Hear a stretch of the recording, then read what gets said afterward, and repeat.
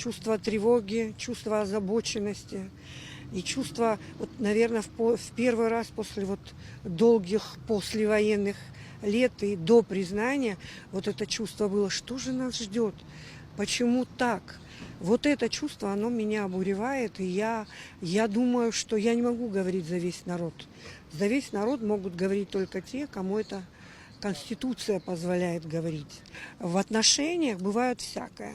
Бывает восхождение, бывает падение, бывают какие-то разногласия.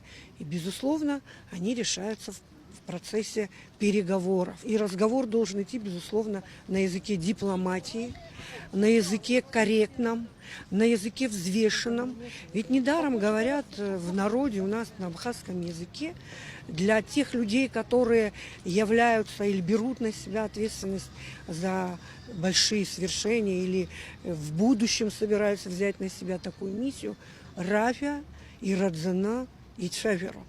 То есть каждое слово должно быть взвешенным, потому что если говорит просто человек у себя на кухне, этого никто не слышит. Но когда он это транслирует в пространство, которое доступно огромному количеству людей, безусловно, оно отразится на всех.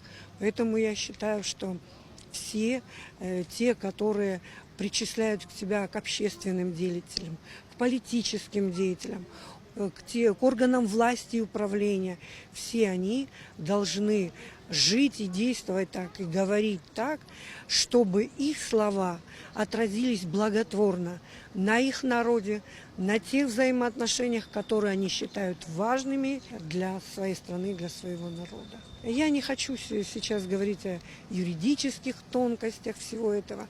Мне кажется, сколько юристов, как говорят, два юриста, три мнения. Вот, поэтому я просто хочу высказать свою точку зрения как гражданина, как человека, который живет на этой земле, растит своих детей, связывает свое будущее с этой страной и со своим соседом, которого мы считаем, по праву считаем стратегическим партнером. Сегодня ему нелегко. Сегодня он борется тоже за свое существование, за свой суверенитет. И мы как никогда должны проявить свое партнерство. Мы стратегическое партнерство, соучастие, сопереживание.